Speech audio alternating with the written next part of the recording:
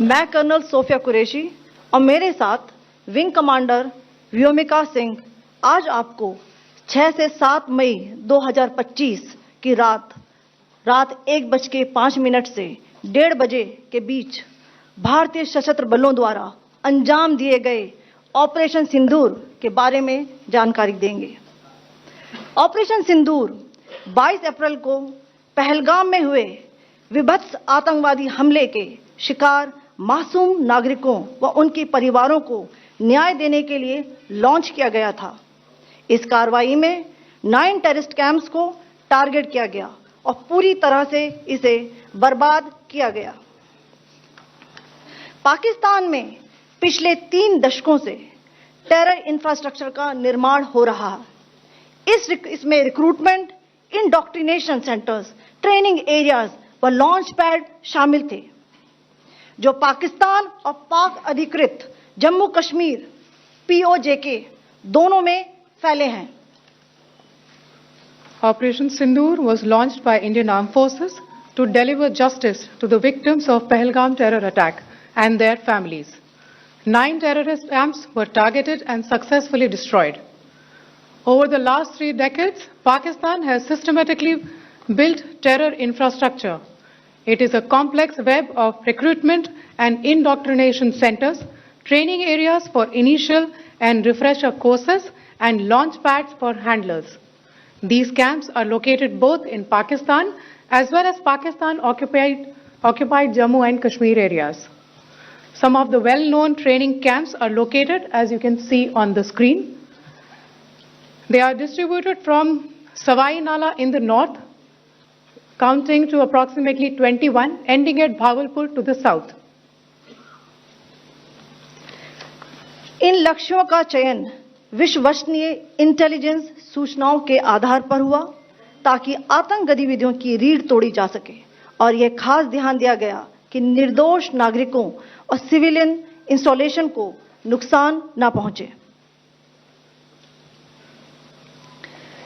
The selection of these targets for Operation Sindoor was based on credible intelligence inputs and role of these facilities in perpetrating the terror activities. The locations were so selected to avoid damage to civilian infrastructures and loss of any civilian lives. This was done with due diligence, and the camps selected for targeting and their engagement will now be shown to you one by one. POJK के target आपको बताना चाहूंगी। सबसे पहले सवाई नाला camp Muzaffarabad, जो कि POJK के लाइन ऑफ कंट्रोल से 30 किलोमीटर दूर है। यह एक लश्कर तौयबा का ट्रेनिंग सेंटर था। 20 अक्टूबर 2024 सोनमर्ग, 24 अक्टूबर 24 गुलमर्ग, 22 अप्रैल 2025 पहलगाम, इन हमलों के आतंकियों ने यहीं से प्रशिक्षण लिया था। सैयदना बिलाल कैंप मुजफ्फराबाद, यह एक जैश ए मोहम्मद का स्टेजिंग एरिया है। यह हथियार, विस्फोटक और जंगल सर्वाइवल ट्रेनिंग का केंद्र भी था। गुलपुर कैंप कोटली, यह LOC से 30 किलोमीटर दूर था। लश्कर तौयबा का बेस था, जो रजौरी, पुंछ में सक्रिय था। 20 अप्रैल 2023 को पुंछ में और 9 जून 2024 को तीर्थ यात्रियों के बस हमले में यहीं से आतंकी को ट्रेन किया गया था।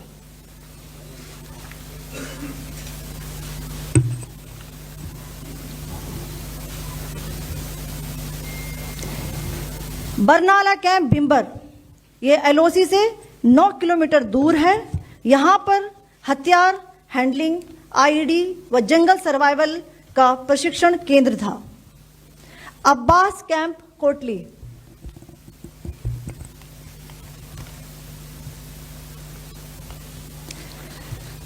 यह LOC से 13 किलोमीटर दूर है। लश्कर तौयबा का फिदाइन यहां तैयार होता था।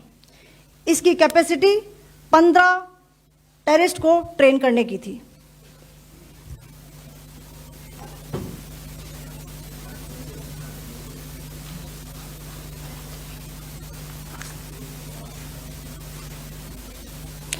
अब मैं पाकिस्तान के अंदर के टारगेट से अवगत कराना चाहूंगी।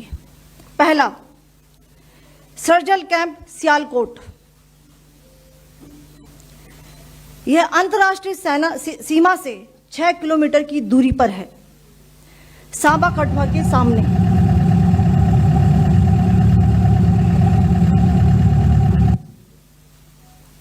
मार्च 2025 में जम्मू एंड कश्मीर पुलिस के 4 जवानों को की जो हत्या की गई थी, उन आतंकवादियों को इसी जगह पर ट्रेन किया गया था। दूसरा, महमूना जाया कैंप सियालकोट। यह 18 से 12 किलोमीटर आईबी से दूर था। हिजबुल मुजाहिदीन का बहुत बड़ा कैंप था। यह कठुआ जम्मू क्षेत्र में आतंक फैलाने का नियंत्रण केंद्र था। पठानकोट एयरफोर्स बेस पर किया गया हमला भी इसी कैंप से प्लान और डायरेक्ट किया गया था। मरकज ताइबा मुरीद के, यह आईबी से 18 से 25 किलोमीटर दूरी पर है। 2008 के मुंबई हमले के आतंकी भी यहीं से प्रशिक्षित हुए थे। अजमल कसब व डेविड हेडली भी यहां ट्रेन हुए थे।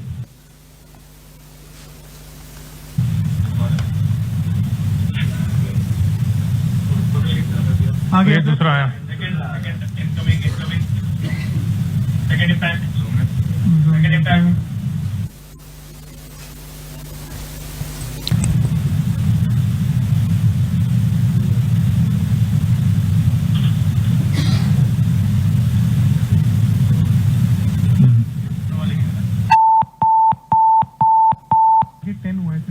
टारगेट 10 हुआ, एंक्लोजर सेम ही है। 7 it is hit the target. हाँ हाँ।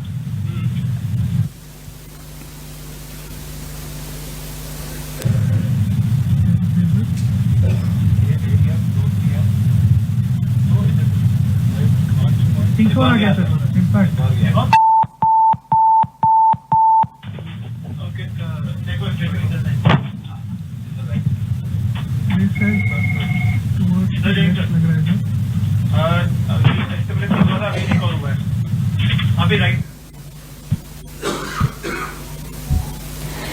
मरकज सुभान अल्लाह भावलपुर, यह इंटरनेशनल बाउंड्री से 100 किलोमीटर दूर है। जैश ए मोहम्मद का मुख्यालय था। यहां पर रिक्रूटमेंट, ट्रेनिंग व इंडॉक्ट्रिनेशन का केंद्र भी था। शीर्ष आतंकी अक्सर यहां आते थे। मैं आप सबको बताना चाहती हूं कि किसी भी सैन्य ठिकाने का निशाना नहीं बनाया गया और अभी तक किसी तरह की नागरिक क्षति की रिपोर्ट नहीं है। धन्यवाद। जय Hind. The strike on the terror camps were undertaken through precision capability, as shown to you.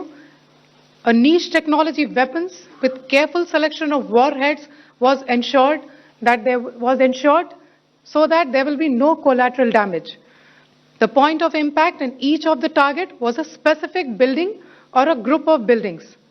All the targets were neutralized with clinical efficiency, and the results reiterate the professionalism of the Indian Armed Forces in the planning and execution of their operations.